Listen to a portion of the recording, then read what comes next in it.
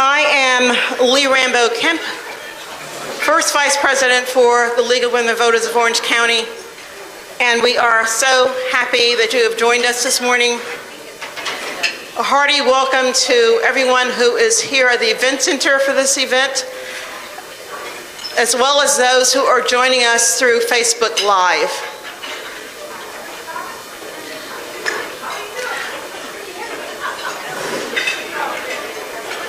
Our meeting is being recorded, and the recording will be available later, both on our League YouTube channel and on our Hot Topics webpage. Now, I must ask, if you have not done so already, please silence your cell phones, your watches.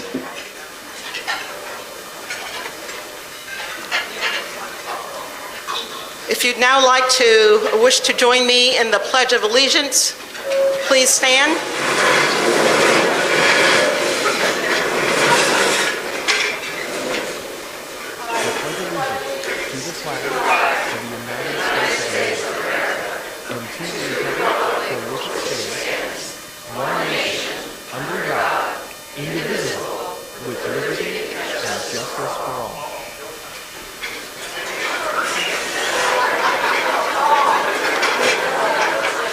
I'd now like to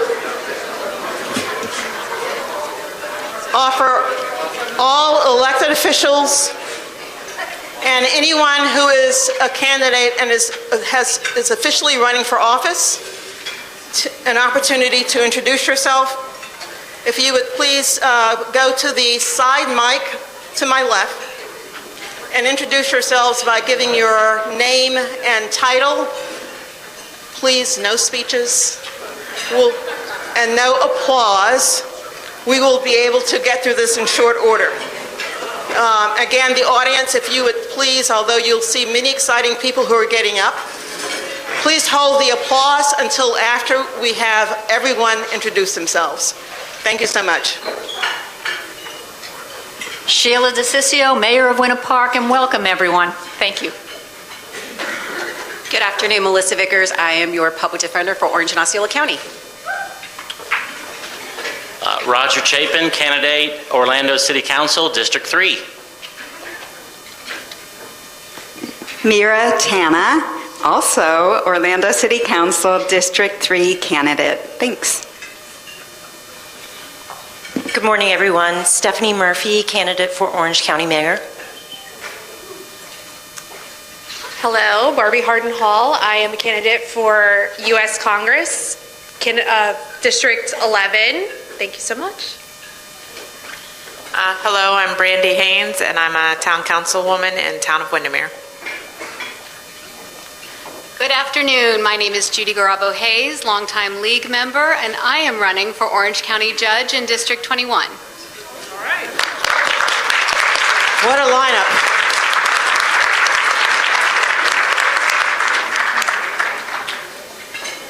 I'd now like to introduce and acknowledge our sponsors.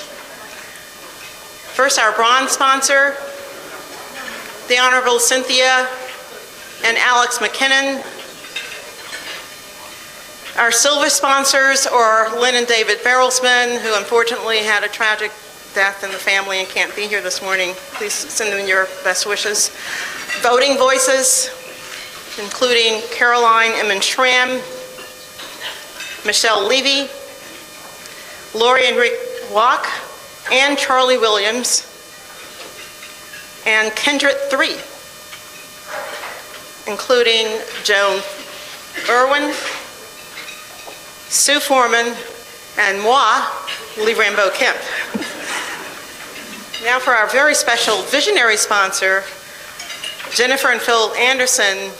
We thank all of you for supporting the League and all that you do to make our League what it is today.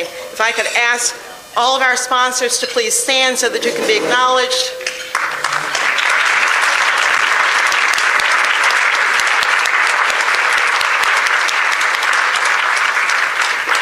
Thank you. And if any of you are interested in becoming a sponsor, I'd be so happy to have a chat with you. You can see me today or email me at vp@lwvoc.org. So this week is National Voter Education Week, and today's topic is one that cuts to the core of our mission to empower and educate voters. Redistricting is a process that should occur only every 10 years, yet here we are. And to reflect on that, before we start the panel discussion, which is going to be so exciting, we'd like you to hear from someone who has been working on this issue since 1998. And this will be the video. Ellen Frieden is the campaign chair of FairDistrictsFlorida.org.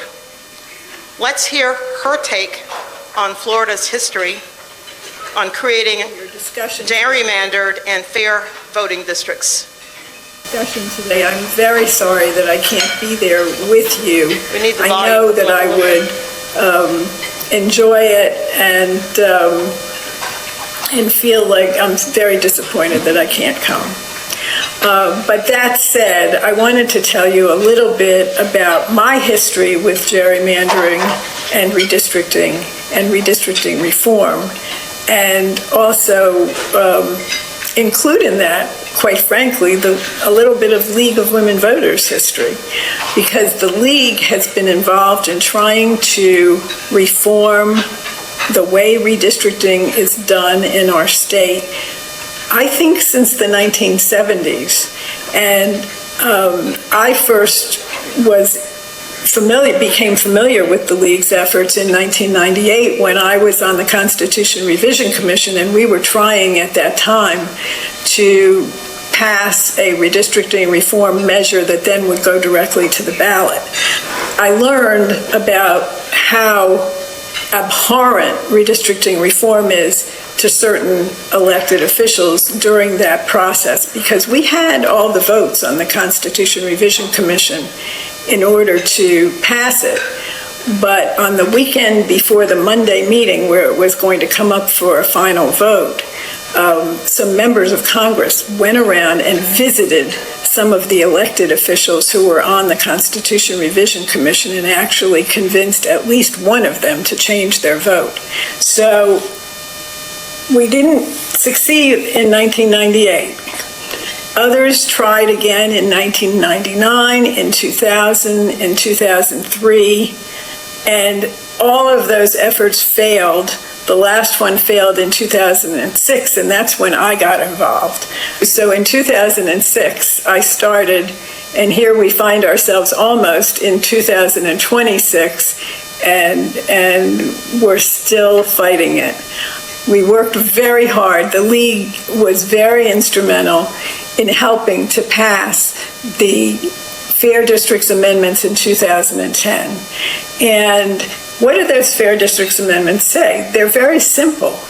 They say that districts can't be drawn for the purpose of favoring a political party or an incumbent. The districts must be drawn to protect minority voting rights. They say that districts have to be compact, that they have to be equal in population, and that they have to be drawn according to existing boundaries or recognizable geographical lines. So simple. So if that reform was actually adhered to, we would have very different looking districts than we have today. The first time that the amendments were actually put to use, or supposed to be put to use, was in the 2012 redistricting. And what we know is that while the legislators in that session where they were doing the decennial redistricting, while they were saying that they were following the Fair Districts Amendments, what in fact they were doing was they had political operatives in Washington and in Tallahassee who were drawing maps, and they were surreptitiously getting those maps to the legislature, and those were the maps that the legislature actually passed, and hence the 4 years of litigation where we actually were able to prove that conspiracy. At the end of that litigation, the Florida Supreme Court approved maps that were drawn by the League of Women Voters and the other plaintiffs in that case, because in 2016 the map changed to this new court-approved map, and then in 2016, 2018, and 2020 we had 3 years of elections on maps that really did comply with the Fair Districts amendments. What happened in 2022? The legislature actually sounded like and looked like and said that they were following the Fair Districts amendments. And their maps, while not perfect, weren't terrible. But they were okay. And then what happened? As the legislature was about to pass the congressional map, Governor DeSantis stepped up and he said, I don't like that map. It is too favorable to North Florida African American voters, and it's too favorable to other minority voters around the state, and therefore we're gonna have a different map.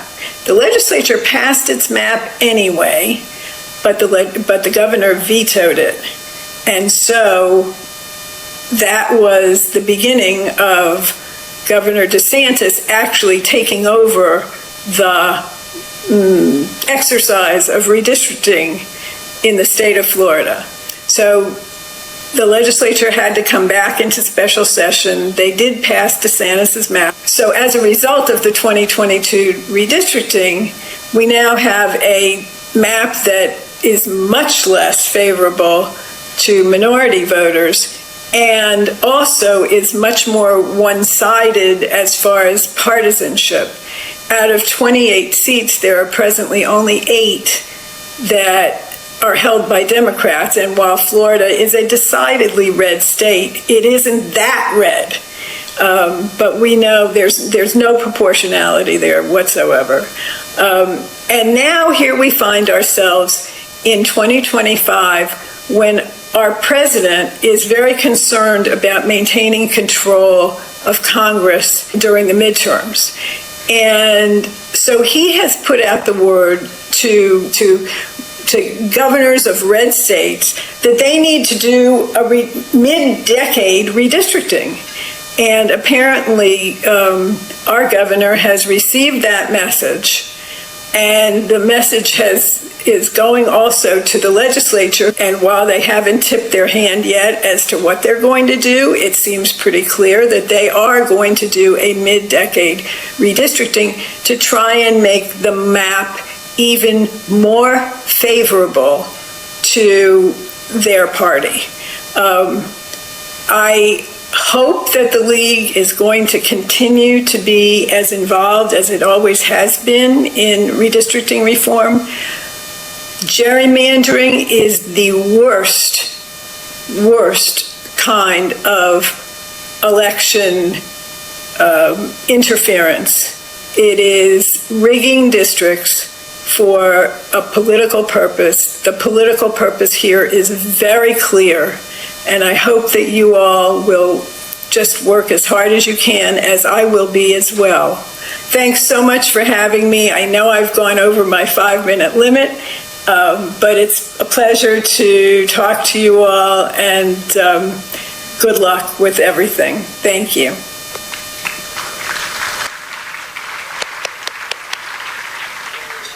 As Ellen underscored so well, the issue of fair districts has long been a central focus for our league, and we are so pleased to have a powerhouse of panelists to discuss this, including our new state president today. Very excited, but we are especially honored to have our very own League of Women Voters of Orange County president, Reverend Kathy Schmitz serving as our moderator for the panel today. So please join me in welcoming Reverend Kathy.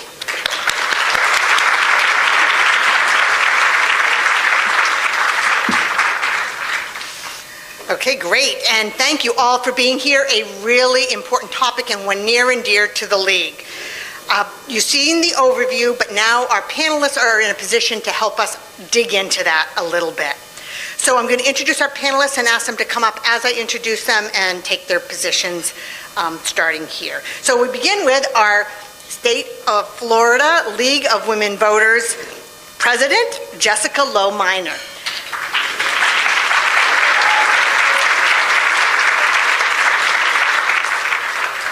She is the youngest woman elected to lead the League of Women Voters of Florida. Lowe-Minor is passionate about voting rights and served 3 terms on the board of the League of Women Voters of the United States, most recently as League of Women Voters Vice President from 2020 to 2022. And she also served, from 2010 to 2014, she served as the executive director of the League of Women Voters of Florida. So, deep history here. Thank you. Our next panelist is Justice James Perry.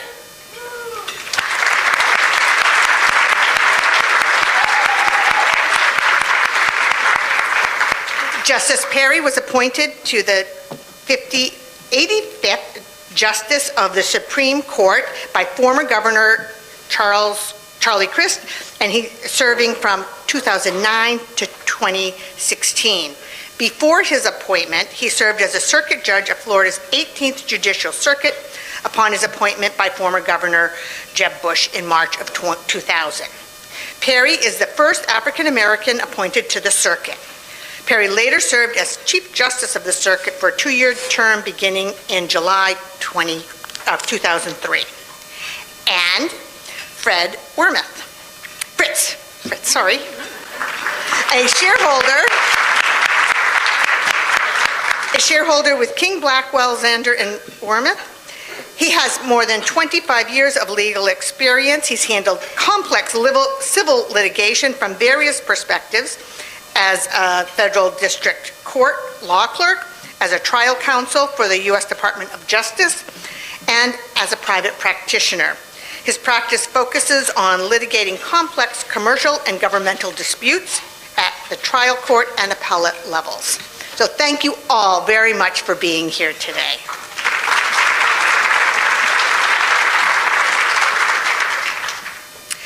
So let's dig in. So here's a question. We'll give you each 2 minutes. You see our timekeeper right there in the front. Be kind to her. The president has asked the Republican-led states to redistrict congressional seats so that Republicans can retain control of the U.S. House. The Florida House has created a bipartisan committee to examine redistricting, but has yet to act. How would you describe this situation? We'll begin with you. Thank you. So first of all, thank you for having me here, and I'm so excited to see so many league members excited about redistricting. The only, improvement I would make to Ellen's excellent introduction is that the League of Women Voters did not get involved in this issue in the 70s. It actually was one of the first issues that the League of Women Voters worked on when we formed in Florida in 1939. So we have been involved with this literally since day one, and I hope that we will continue to be because fair districts are so critical. And then to answer the question, I think that the current situation says that we are on the precipice of an unprecedented power grab in the state of Florida. However, I think that we have an opportunity to push back. We have an opportunity to influence our state legislature to follow the state constitution. We have very clear standards in the state constitution about redistricting because many of us in this room worked to get those standards adopted. We worked to collect ballot petitions. We worked to let people know about Amendments 5 and 6 back in 2010. I see folks who were on the board at that time. And so we have an opportunity right now to educate our Florida legislature about what those standards mean and to let them know that we as voters expect them to follow the state constitution. Thank you. Justice Perry. Morning. I know what you're thinking. I was appointed by 2 Republican governors. I've never been a Republican. As a matter of fact, Charlie Crist was offered $1 million not to appoint me. This is true, by a hedge fund guy from New York, Paul Singer. He's the one that gave the money to Alito and et cetera. So it's said because I was a liberal. I don't know how they knew that, but I didn't try to fool anybody. I'm a liberal, yes. Proud of it. It's not just Florida. I mean, it's the whole United States. Florida is really trying to parroting the United States, our supreme leader. Now, educating the legislature sounds good. That's the way it should be done in ordinary circumstances. But this is not ordinary. Nothing's ordinary about what's happening today. As a matter of fact, we should be very, very afraid. We should give us motivation to do everything within our power to, I doubt if we can curb or stop this rubber stamping that has been going on in Florida and in the United States for the last 8 or 9 months. But in Florida, it's been rubber stamped. I mean, it's been 4 or 5 years since DeSantis has been here. And it's good to talk to legislators, but you need to remember the legislators don't really make decisions. The decision is made by the lobbyists who's paid by the 1%ers to control what's going on, and they're the ones who will decide what happens in Florida. Now, what we can do is make sure that we get people out to vote in the 2026 election, because that will be our only hope and safeguard. If we don't do it then, and I don't mean to be a Debbie Downer, I'm a real optimist, but I have to be realistic about this thing. Thank you. Thank you. Thank you. And Fritz? Good afternoon, everyone. Well, I guess, you have to look at Florida as very unique you have to look at Florida as very unique in the United States in the sense that it's one of the few states that actually has enshrined in its constitution a requirement that the legislature not draw the maps with a partisan purpose. And so when you have, the President of the United States effectively calling for that and the legislature responding in the state, it's a power grab at the national level for what 63% of Floridians said you cannot do and enshrined in its constitution. So that's the situation we're in right now. The question is, how is the legislature going to react? I think this is a situation that requires a great deal of shaming to occur, to point out that voters, set the Constitution on a path that said, legislature, you can't do this.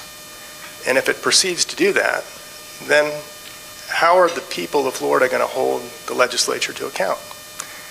Well, one might say you'd vote them out of office. Well, the problem there is that they just drew maps that made them invulnerable to being voted out of office. So it's kind of a vicious cycle of entrenchment that, we're seeing it happening around the United States, and I think it's a dissolution of kind of the democratic ideal where you have a voice. Well, no, you don't. So that's kind of the hearts and minds moment we have right now before us to figure out how to address this in an effective way. I can tell you it's probably not the legislature. It's probably the Constitution. But, Thank you. That's where we are. Thank you. So, history shows us that more than one political party is capable of gerrymandering, and it has consequences. So currently, Florida has 20 Republican-held congressional seats compared with 8 Democratic-held seats. Can you talk a little bit about the essential effects of gerrymandering on voting? And we'll start with Justice Perry on this one, and you have 2 minutes each. Well, gerrymandering is very horrific, obviously.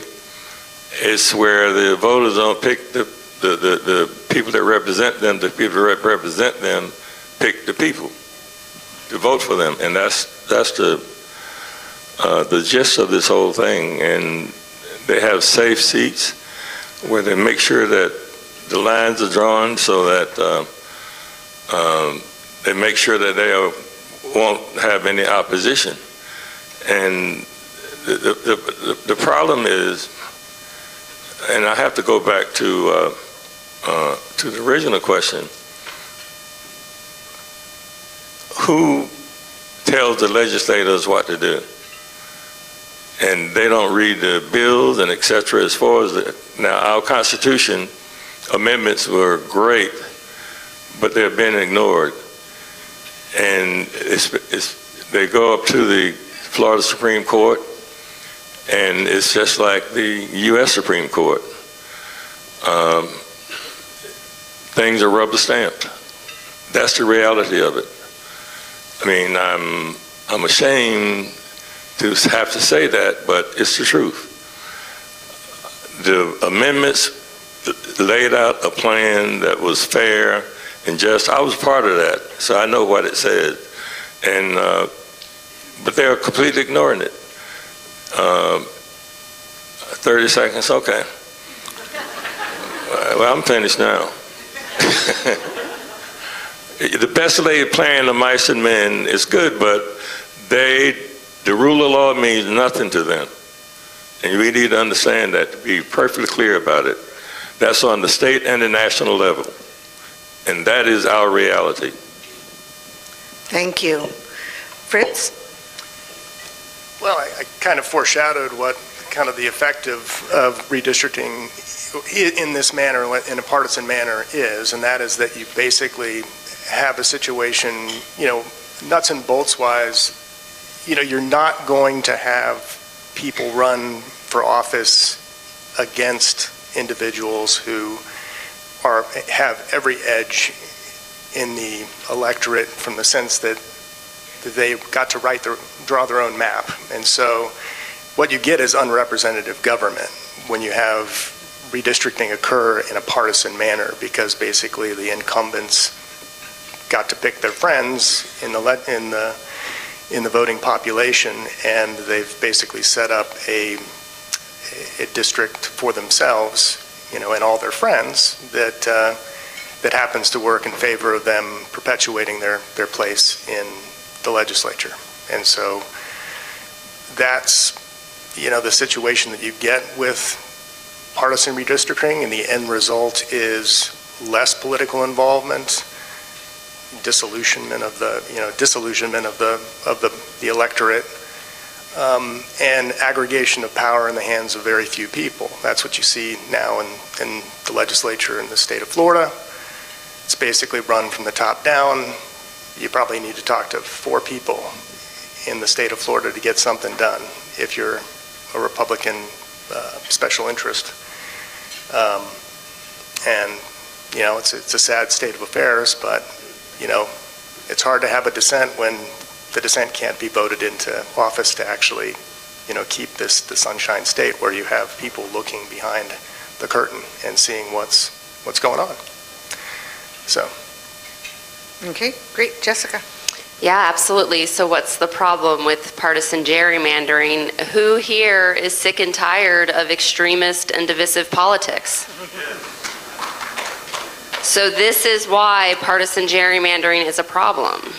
These districts, when you have a district where the outcome is assured for one specific party or another, you have a district, and it could be a district that's been gerrymandered for the Democrats or a district that's been gerrymandered for Republicans. But you have a district where the only people who are determining the outcome of the winner of that district is your primary voters, who are much more likely on both sides to be extremist, to identify with extreme positions that are not shared by the majority of Americans. When those people are electing the person who's going to go to Congress or to the state legislature or to wherever, whatever body, right? Those people are electing folks who are accountable primarily to them, to the primary electorate. Again, a more extreme body of people. And then once that person gets elected, they know that in order to keep their seat, they're not trying to keep everybody in their district happy. They're trying to keep that small sliver of voters who elected them in the primary election. And it's a problem on both sides, and it's primarily a factor of the way that our districts are drawn. And that's, again, part of the reason why this is so corrosive to our society and to our government. Great, thank you. Thank you all. So what can voters do? Is there any way for voters can be assured that redistricting will be fair? So let's start with you, Fritz. What can voters, how can we reassure voters? Give us hope. Well, I will say that,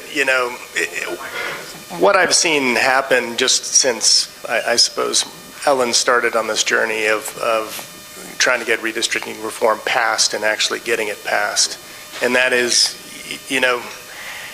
it started out as a behind-the-scenes effort to subvert the Fair Districts amendments in 2012. And now you're seeing in, I think, 2022, and now in this mid-cycle redistricting, the kind of what was happening behind the scenes is just like straight in your face. Like, here's what we're doing, here's how we're doing it on the part of the legislature and the governor. And so in that sense, voters can be heartened that, 63% of the Florida electorate enshrined in the Constitution the Fair Districts amendments, and they did it, Republicans and Democrats, because they realized, the problems with redistricting that's partisan in its nature. So you do get a reaction ultimately, and the more brazen the activity becomes, and the more in your face it is, and how, I suppose folks in power have gotten, so above having to worry about reaction that suddenly, hopefully the electorate will wake up and start reacting. So I think that might be the bright spot here, is that I think it's only going to become more in your face how they operate, and the more that happens, the more likely it is that voters will finally get fed up and do something about it. Thank you. Jessica? Yeah, so of course I'm the president of the League of Women Voters, so I think there's a lot we can do. I'm not ready to throw in the towel, even though the odds are enormous. That being said, I think you all, the minute you leave this event, grab out your phone and call your state senator and your state representative. We actually have some instructions on the table of how to find out who they are and get their contact information. But call them and let them know that you do not want them to support this plan to do mid-cycle redistricting, that it is a violation of our state constitution, and that you are watching them.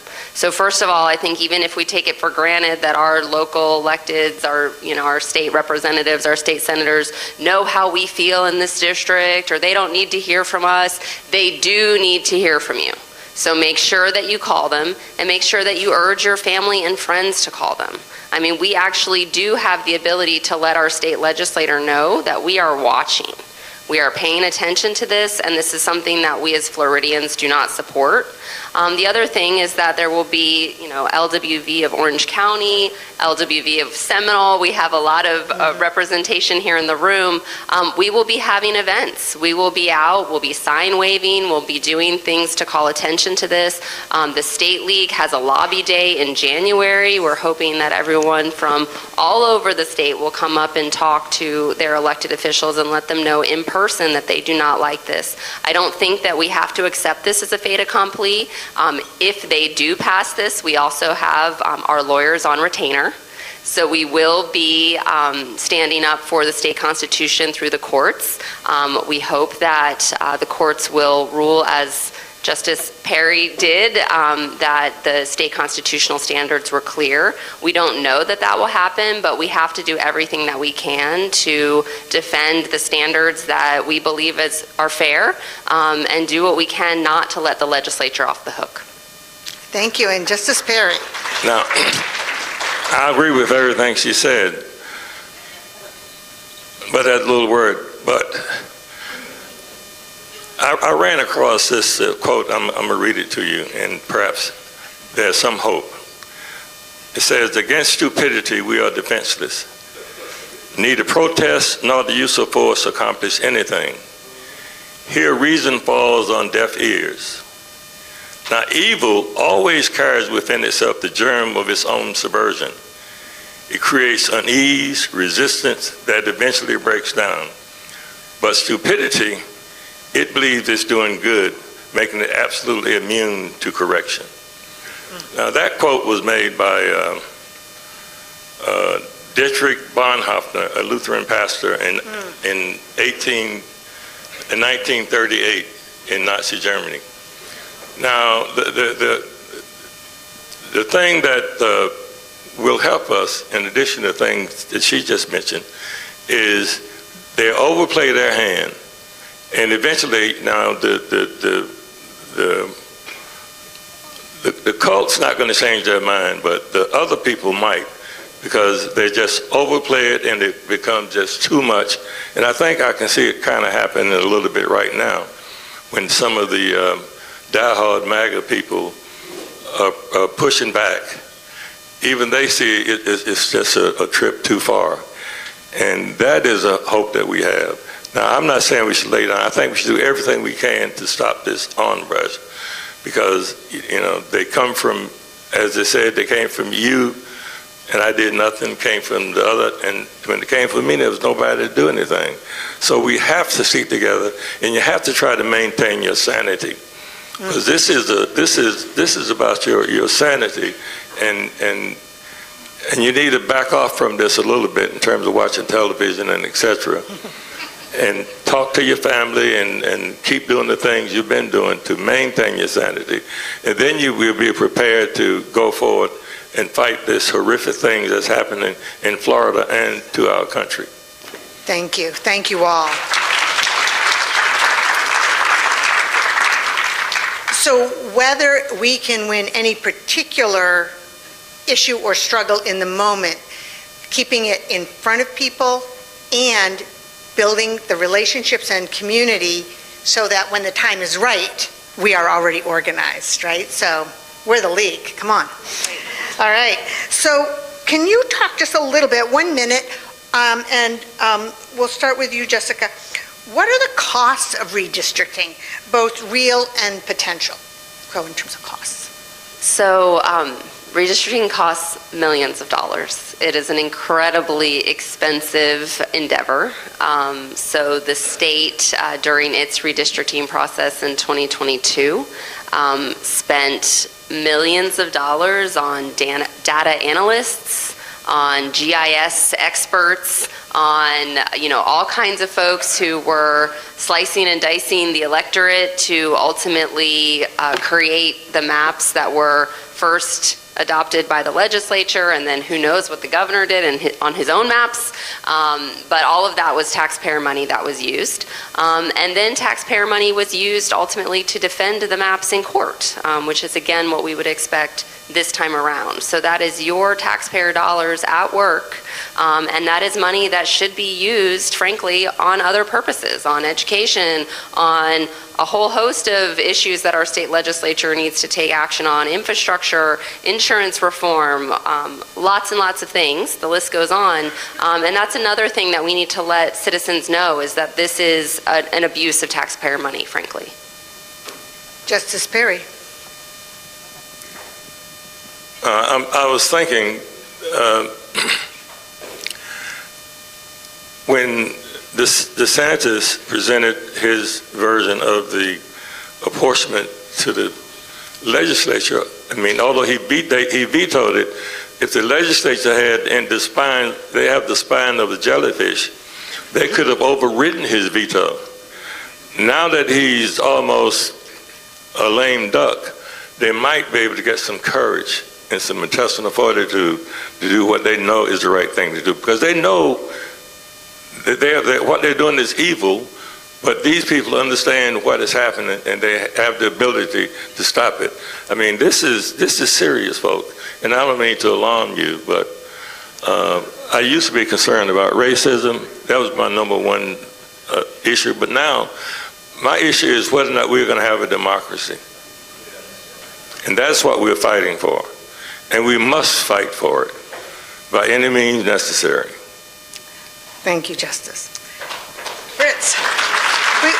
Well, I think my two esteemed panelists have covered basically both sides of it. So they talked about the dollars and cents end of things, and then the human and political cost of redistricting. And I think I'll echo the same points. I actually do know how much it costs to litigate some of these cases, and I know the government on the other side of these cases spent an absolute fortune litigating these cases. And not only is it that time, it's the time of the judiciary, then it's the cost and impact of individuals in the public watching that money get wasted, and then watching the outcome of the case in a disappointed way that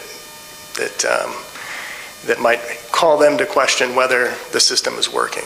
And so I think the costs are ultimately in the latter category of the cost to democracy, where you have individuals looking at the process and saying, how can I do anything? Why do anything? Why don't they just sit on the sofa and watch TV? Thank you. Thank you. So now we're going to time travel. We're putting up a slide. And so that our panelists know what everybody is seeing. They are seeing the 2012 map and the 2015 map. So one is the one that the gerrymandered Congressional District 5, and the other one, so that's that red squiggle. And 2015 is the court-approved maps. So I'm going to ask each of you a question relative to those.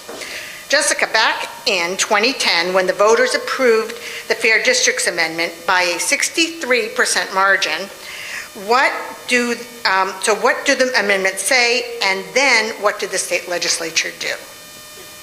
So the amendment set out two tiers for standards that the legislature needs to follow in terms of its redistricting process. And so the top two standards, the tier 1 standards, are that the legislature cannot do partisan gerrymandering. So it cannot draw districts with the intent to favor or disfavor a political party or incumbent. So that's one of the two top standards.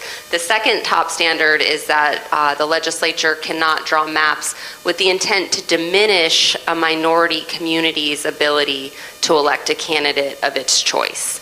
And so recently that was the standard that was undermined by the state Supreme Court. But those two standards have not been eliminated, but the second tier 1 standard has been undermined by the state Supreme Court. The tier 2 standards are that districts, once you've met the non-diminishment and the non-partisan gerrymandering standards, then you have to ensure that districts are contiguous, so they can't look like the state of Hawaii with like spaces in between. You have to have districts that are compact, so hopefully they're not stretching from Pensacola to Key West, the way this snaky district did. And then you also have to have districts, when possible, that are drawn along existing political or geographical lines. And so if you have a river, for instance, you could use that as a boundary for the district, or if you had a city limit or a county limit, right? So you want the district, when possible, to go along a boundary that most people would kind of recognize as a clear boundary, and not like coming through the middle of a neighborhood and like snaking around some houses but not others. And so that's what the amendments do. Perfect, thank you. Now, Justice Perry, you were sitting on the state Supreme Court when this case came before you. What did the court do in the 2012 case? Basically, the court approved the decision of the lower court, the trial court, and approved that map because I can't see it very well from here, but I'm familiar with that dragon that goes from Jacksonville to Orlando. No, I know where it is, yeah. And, you know, and legally, the amendment lays out perfectly, and nothing is perfect, but as perfect as you're going to get. And the court approved the map drawn by the circuit court. I think Terry Lewis was the judge, and that map was produced. Was that part of the League of Women Voters? Yes, and the court approved it. Now, legally, we have very, very good arguments if we were in fact following legal standards. But this is a different game. It's a different game, and we need to try something different, try something new. We have to. Okay, thank you. And Fritz, you were one of the attorneys representing the League of Women Voters in that 2012 case. In the course of litigation against the state, what did you find out after the 2012 redistricting maps were approved? Well, I kind of came to this whole field as a babe in the woods. I had just done commercial litigation up to this point. I didn't know much about redistricting at all. I got involved in the lawsuit. I think in 2013 we were the second set of counsel to be retained in the case. And what I found, coming from a commercial litigation background, you always look at the emails, you look at the calendar entries, you look at things like that. And so, to figure out what people were doing at the time the redistricting process occurred. And we went out and subpoenaed some political operatives. We subpoenaed individuals who worked for the Republican Party of Florida. And we discovered that there was a concerted effort to basically go behind the scenes of the redistricting process and rig the maps. And the way that occurred was that the legislature had put on a show before the redistricting cycle to say that, hey, we're going to let the public submit maps to the public process and have their voices heard. Well, it was really a small set of political operatives submitting maps through this public process that basically laid out the Republican Party's position on what the maps should look like. And so all they had to do was send their little troopers up to Tallahassee and talk to the legislatures and say, hey, you should look at that map and that map and that map, and cobble together districts. And lo and behold, that's what you got in 2012. And it had both just specific adoption of political operatives' districts. It also had like a normative principle behind it. It was maximizing the population, the minority population in some of these districts to be above 50%, which basically bleached out all of the areas around them and caused them to be much more Republican than they would otherwise be. And so the result was, predictably, that the Republicans gained quite a number of seats that way. Okay. So now we're going to jump ahead a decade.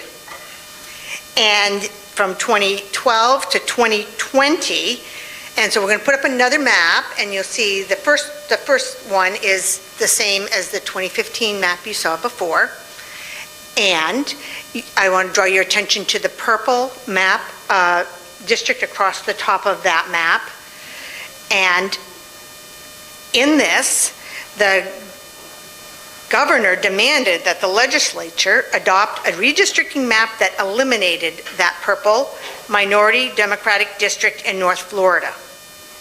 A lawsuit followed, and the state Supreme Court upheld that map this year, the second map there, the 2025 map that eliminated that district. What do you think of the court's reasoning in that opinion? We'll start with you, Justice Perry.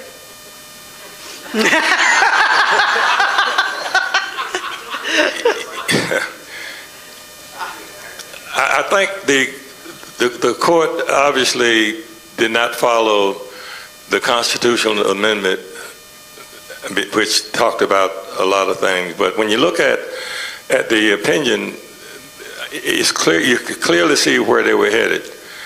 When I think the Senate president or one of the top legislators asked, basically, did they have to consider DEI? And they basically said that no, because it's been ruled unconstitutional by the U.S. Supreme Court. So therefore, they didn't have to worry about, because if race was involved, it was a violation of the Equal Protection Clause. And they went for that. They did not follow the Florida Constitution. They didn't overturn it, but they didn't follow it. And they ignored it.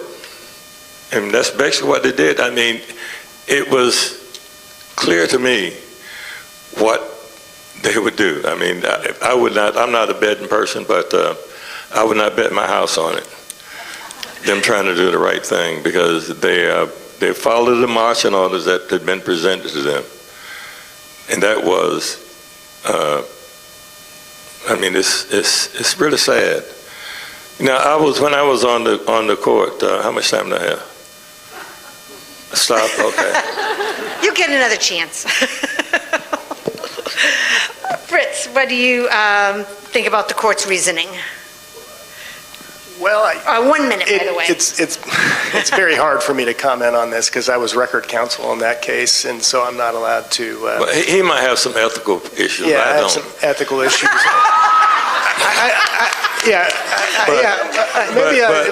I will say that it's.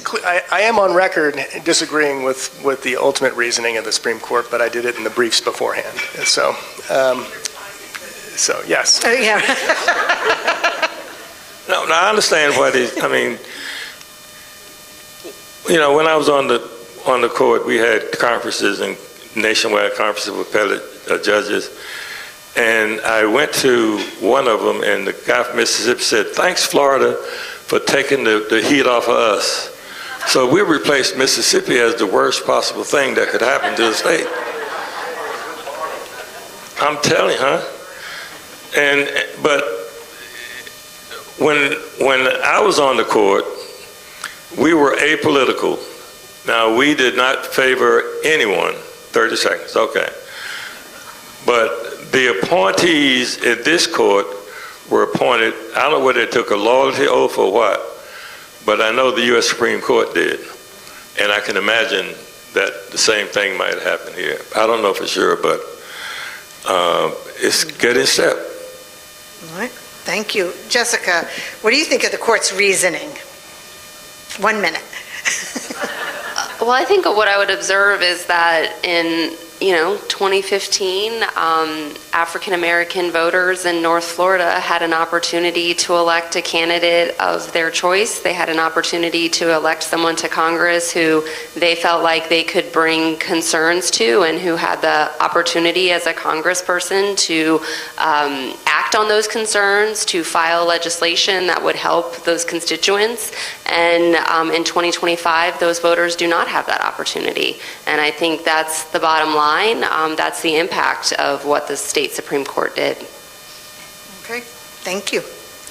So, 2-minute question. Given the current political landscape, what is your best guess about what will happen with redistricting early next year? Fritz, we'll start with you. Well, it's hard to say what's going to happen. I mean, we have a state in which there are 20 Republican congressional districts and 8 Democratic districts, and so I guess the question is how much more juice is there to squeeze out of the state of Florida at a certain level. So, I mean, we don't know what the map's going to look like. We don't know whether they're going to pass a map. You know, it's hard to say what the future holds. I do agree that with Justice Perry that I think, you know, we got to, if a challenge is brought, it's got to be something new, probably. And I'd rather not tip our hand before that. Good to know. Jessica, what are your predictions? My prediction is that we are going to have a historic turnout at the Florida Capitol. We're going to have League of Women Voters members and allies from all across the state flood the Capitol in January, and that the legislature is going to be scared to death and they're going to back off. That's what I hope. That's what I think. Justice Perry, the other point of view? Well, you know, the problem is with gerrymandering, they're in safe districts. So it doesn't really matter. I mean, that's what they pick their voters. The voters don't pick them. So the only thing they're afraid of are the lobbyists and the governor and the president. And 30% of the people will vote for a dog, okay? And that's who this madness, 30%. So you're dealing with the 20%. And our only hope is to reach them and to get them on our side. And I believe it's possible because I think they're too overbearing and the people are voting against their own interests. They're voting against their interests. I mean, why do you think that is? It is hard to know. I have my opinion on it, but... Yeah, I bet you do. Well, we're going to stay. We have one last question for each of you before we go to questions from league members. So we're going to stay with you, Justice Perry, for just a second. In addition to your legal work, I am told that you also enjoy coaching youth sports teams over the years. What would you say as a coach to supporters of fair district amendments about how they should proceed? I think we should go all out to try to defeat it in the customary ways, but we need to go to another level because this thing is backed by the 1%ers. Think about it. And they have money that I mean, they control 80% of the wealth, and they're using it. If we could find some of the 1%ers to help us support us, then perhaps it would make a difference. But I would tell them, you know, we must try everything that's possible because this is more than just Florida redistricting. This is a national issue. And hopefully, if they take some votes from Florida, other Democratic states might be able to obviate that and make a difference. But that's what I'm hoping. But you got to keep hope alive, as Jesse said. Keep hope alive, because a hopeless people is a helpless people. That's right. And we don't want to be helpless. Right. You have the power, really. I mean, the Constitution is on our side, but it must be adhered to. The rule of law, the rule of law, the rule of law. That's just not a password. That's something that must be adhered to. And the only law that we have that protects us is the Constitution. That's the one that we all take an oath to. I've taken oath 3 or 4 times, and I never took it to a person. My oath was to the Constitution of the United States and the state of Florida. And that's what we need to keep in front of us. Because otherwise, you know, we're going to go the way of, I don't like to mention this, but that's where we are. I think there is a constitutional crisis right now. Mm-hmm. We're in it. Mm-hmm. We need to get out of it. Thank you. And I will just point out that our National League of Women Voters declared a constitutional crisis in their point of view back in, I want to say, April. And if you're interested in more information, that information is available on their website. So, Fritz, I know this, based on your previous answer, you may gerrymander, wiggle however you need to answer this. As an attorney, what course of legal action should be pursued if the 2026 maps are gerrymandered? Yeah, as I previously said, this is a hard thing to ask right now, because you basically take your cases based on the facts that are presented, and we don't even know what the facts are at this point. We know the fact is that the president has said that he wants a redistricting done. What's interesting about that is that the way he did it is basically diametrically opposed to what the Florida Constitution says, and so how do you explain that? How would you explain a redistricting? And I'm sure that there'll be creative messaging around this, but I suspect it's mostly going to be much like the last time, where it was, hey, we've got to protect minority voters from unequal treatment. Well, when the powers that be are watching out for minority voters by redistricting in the mid-cycle, you know something's wrong. And so that's all I can really say about what's going to happen. Great. Well, I would just point out, in case people don't already know where the term gerrymandering came from, this just tells you that this is a long, long problem, right? It is from 1812, when the governor then of Massachusetts signed a bill that had a district that looked like a salamander. His name was Elbridge Gerry, and so it became gerrymandering, and so that stays with us today. So Jessica, bring us home here. What can the League of Women Voters of Florida do to ensure fair districts? All right, so we can do a lot. There are on your tables postcards. I know that seems like quaint, like, oh, postcard. Send the postcards. Actually, don't sign them, like write them out, write them to your state senator, your state representative. If you do it before you leave today and you leave it on your table, I will take them back to Tallahassee and I will hand deliver them to your state legislator's office this week. So please take that action before you leave. And also just stay informed, stay engaged, follow the action alerts that your Orange County League is going to send, follow the action alerts that the State League is going to send. We are kind of making this our Tier 1 legislative focus because we have such a history with this issue, because we believe, one of the strongest messengers on this from an organizational perspective, and because we are total policy geeks who are really, really fascinated by governing, and everyone is here in this room for that reason. And we know that this is one of the most important things that sets the table for how our government works. So there's a lot that the League can do. There's a lot that we are doing and will continue to do, and we hope that all of you as members and as folks who are allied with this organization and follow us, that you'll get involved too, because we promise we'll give you opportunities, but we just need you to show up. Great. My name is Kathy. I am a policy geek. Yes, we all are. That's why we're here. And I am not trying to recover.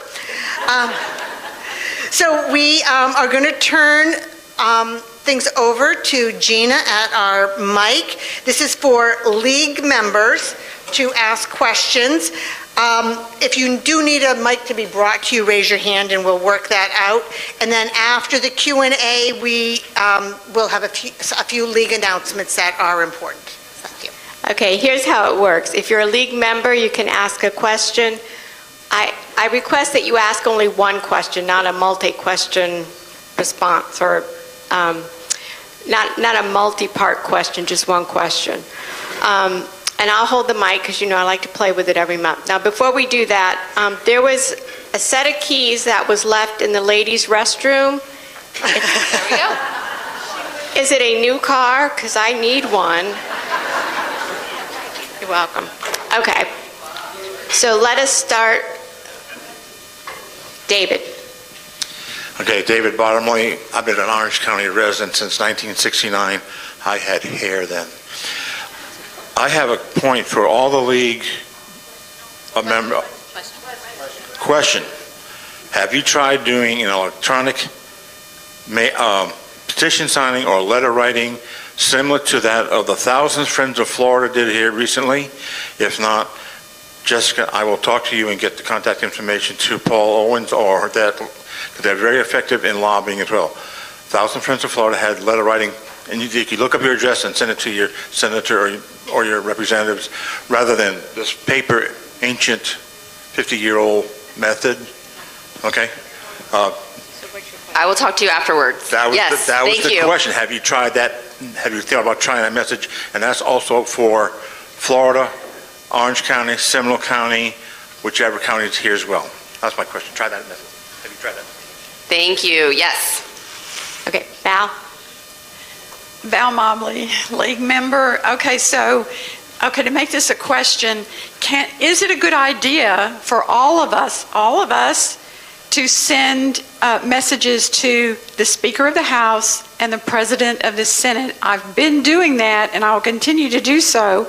I'm not in their district, but yet I feel like I have to let them know, because they're holding the strings to what the legislature is going to do. So is that a good idea? Yes. Carry on. Eugene? Okay, I'm a political wonk, and I enjoy politics and minutia.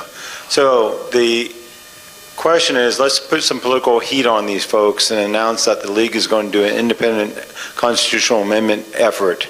And because we did great work in 2010, obviously we have a disconnection between reality of life between the Supremes and us. So let's go ahead and announce today or later within a few weeks that we're going to do a constitutional amendment. That will put some heat on them politically, that they know the league's coming after them. So I want to comment real quickly on that. We would welcome a check for $20 million from anyone in this room or anyone that we know who is able to stroke that check, because we would very much love to consider that, and it is probably a $20 million endeavor. Thank you. We'll be on the lookout. Charlie. Charlie Williams, league member. Looking back at the last cycle that started in 2010 with Fair Districts, I recall going down to the Bob Carr and offering comment on the roadshow, but ultimately, as you know, we found out that a thumb drive for those maps rested off-site from the Capitol, probably in the Chamber of Commerce, yet there was no real penalty that I recall for President Gates and others who did this. So what are the guardrails that this won't happen again for what was called at the time the most transparent and fair process ever? I think Fritz should take that. Well, the guardrails were the Florida Constitution. And so, I think in terms of the guardrails, there can be litigation over these matters. You can look, but I would say that at this point, they're no longer behind the curtain, and so they're just out, saying what they're going to do and doing it. And so I think probably the guardrails are the electorate, in the sense of finally getting to a point where you start, I guess, holding people to account who don't follow the law. Were there any fines at the time? No, I think it was more reputational damage, and I think the reputational damage that occurred at the time is something that we're seeing basically played out today in, kind of a different approach to the process. Like, they're not going to get caught red-handed again. I think they learned their lesson, but now that they've achieved their ultimate goal of getting a supermajority, they don't really have to hide. Scott? Hi, Scott Hodenstein. Thank you for a great topic, a great discussion. I had a question slightly different for each one of you based on what Justice Perry said about... One question. Yeah, and Gina would hit me over the head. So, Mr. Justice, you talked about democracy being at stake, and I'm going to put you on the spot. I apologize. And it's a hypothetical, but you're not running for office or on the bench, so hopefully you could answer it. If we were to transport you to somewhere in California and you had to rule, having sworn an oath to the Constitution and California's Constitution, if you had to rule on California gerrymandering in a blue manner to counteract the national gerrymandering in a red manner, how would you rule on that, sir?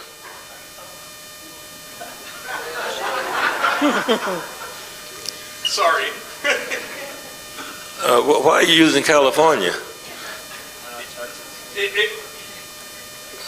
I guess we talked about using tools to fight back. California is fighting back by gerrymandering. Right. So it could be any state. I just chose California. Basically, I would have to rule in an impartial manner, as I always have. Not necessarily what I agreed with, but it's really not about that. But now it's more about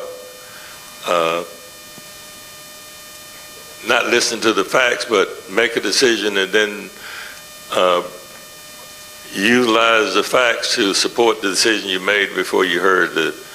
When I was in the military, we called them kangaroo courts.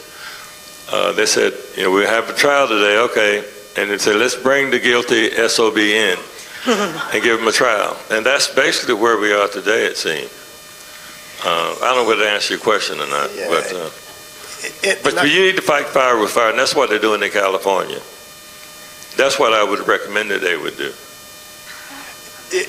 I think that Justice Perry was in an interesting situation there because, it's really hard to tell what the issue is going to be in California, but I will say that California, I don't think they have a constitutional amendment at the state level that forbids you from doing partisan gerrymandering. So, that's why these amendments are passed in the first instance. It's not something, well, at least the way that it's been interpreted at the federal level is it's not prohibited to have partisan intent in gerrymandering, in redistricting. So in California, they could be free to do it, but the question is kind of how do they do it? And if they do it in a way that violates the Equal Protection Clause, for instance, then I think, in that circumstance, they should theoretically get their map thrown out. Okay, we probably have time for one more question. Paul? Paul Haru, mostly to you, Judge. Basically, I've been telling people when they ask why we should fight and stand up and actually do something, how are you going to talk to your grandchildren about why you gave away their rights so blithely? And I'm wondering if you see any value in that.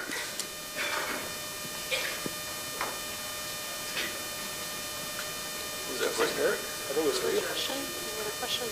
For you. Hey, all have fun. Go for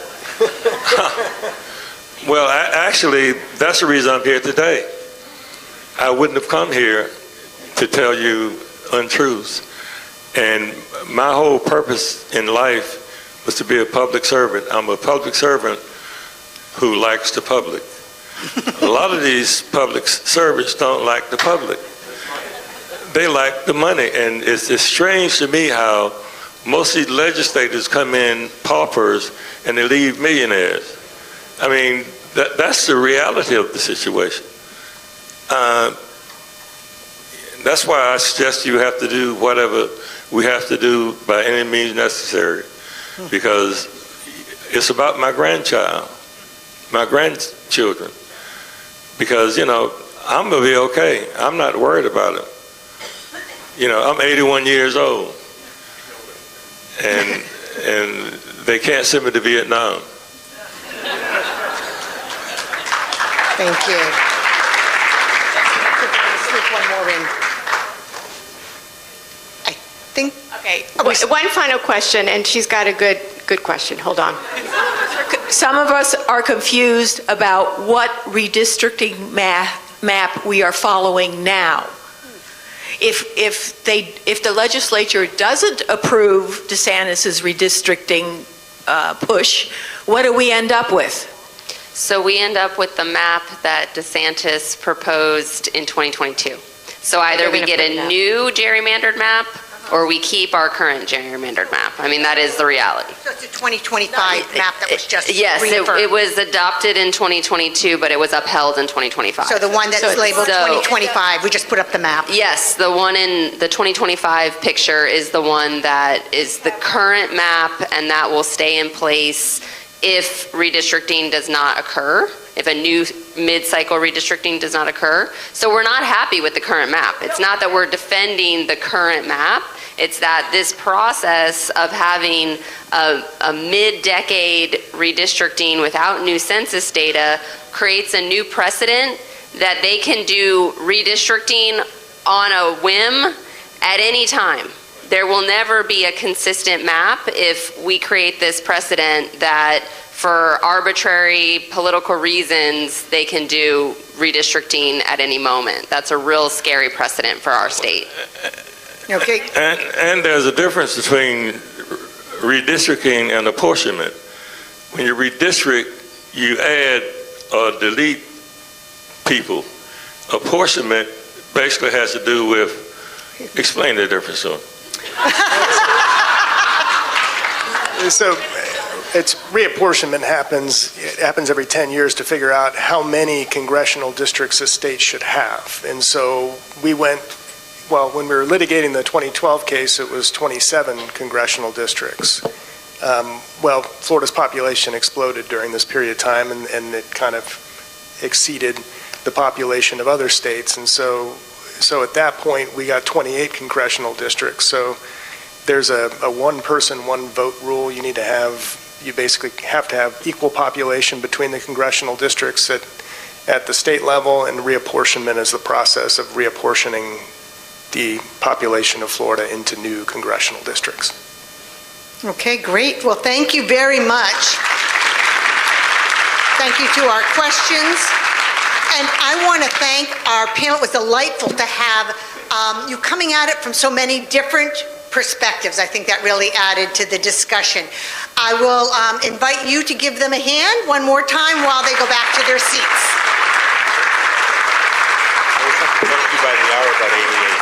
And now I will invite you, please, to turn your attention to my co-president, Jane Hirsch, for some important announcements. Thanks very much. So, are we all on the same page that supermajorities are good for no one, right? So, oftentimes after these, people are wondering, after these hot topics, people are wondering, what do I do? Well, we have some calls to action. As you might remember, especially if you read your newsletter from last Thursday and the last couple of newsletters and the email that Kathy and I sent you on Friday, we have some very specific, very low bar things that you can do. Our call to action day was Saturday. We don't want to limit your enthusiasm for the call to action to just one day, okay? So the things we were asking of people, and you can go back to your newsletter, we've got lots of talking points and opportunities for you to make this very specific about what we are for and what we are not for as one. You give a call to a legislator, or you post something about redistricting on social media. 2, you write an email to a legislator of your choice, maybe a different one, maybe the same one. And 3, only 3 things, and only one requires a stamp, this one. Send a handwritten note to a legislator, whether it's the speaker, whether it's the Senate president, whether it is the person who represents you in the legislature or in the Senate locally. So 3 things, low bar. We would love to hear from you if you do those things. I mean, when you do those things, if you would please let Kathy and I know. We'd like to have some feedback on to whom you sent it and that you sent it. So we appreciate that. We're not going to give out awards. Just know this is like a good feeling kind of thing that you do. Also know that Kathy and I are committed to glad handing, handshaking, and kissing babies at each one of the legislators' offices, the Senate, and the House of Representatives over the course of the weeks when they are not in tally over the next couple of months and they are here. So we are going to be doing that. We are going to be offering up and advocating on your behalf, on the behalf of your children and your children's children over the next couple of weeks. We have some upcoming events. These are really important because they pertain to the election in November. The last day to request vote by mail is the 23rd of this month. November 2nd, early voting ends, and then 2 days later is Election Day. Within the league, we've got our new member welcome. If you are a new member, we would be delighted to have you join us on Tuesday evening at the Winter Park Events Center. There is going... Yes, Community Center, that's what I meant, because we are actually in the Event Center right now. It will not be here, it'll be at the Winter Park Community Center. There would be, except, yeah, that's right, it's next Tuesday. Okay, thanks, appreciate that. It's at 6 o'clock on the 14th. Also, the DEIA Social Justice Book Club will be meeting on Zoom on the 15th. The book is The Women by Kristen Hanna. If you've not read it, it's really, really good and give you a greater appreciation for a different viewpoint of the Vietnam War. Environmental Justice Symposium is on the 17th at 10 a.m. via Zoom. No King's Day is October 18th at 10 a.m. downtown. Same day, Come Out with Pride Parade, October 18th. We'll be assembling at 3 o'clock. The parade starts at 4. Please wear your league shirts and dark pants. Polo shirts are for sale out in Town Corner at the merch table. And please, newsletter, while that may seem archaic to some people, just know it's going by, it's going up to space and coming back down. We are no longer chiseling out the newsletter. So know that it is current. It is the best source of information for you to know what's up and where to be when. Finally, there is no Hot Topics overtime. And next month, please join us for the Hot Topics on November 12th when we are talking about the tourism taxes. We have a lot to talk about, the tourism taxes. And I just want to point out, I love that we have all these hot topics, and at the same time, I am absolutely heartbroken that we have so many hot topics to talk about. We do also have, there is a QR code. Also, when you came in, there was a QR code. We would really like to hear your feedback about this event and what you think we do well and where we could always improve, because we are ever evolving, ever learning beings, and we just want to be better for our community and for you guys. Thank you so much. If there's nothing else, you're adjourned. Actually, I lied. We are not adjourned because Justice Perry would like to say something. Oh, your book. Yes. And his daughter, Ms. Perry, will be out there to assist you in purchasing one of Justice Perry's books. Before it's banned. Pardon me? Before it's banned in Florida. Oh, before it's banned.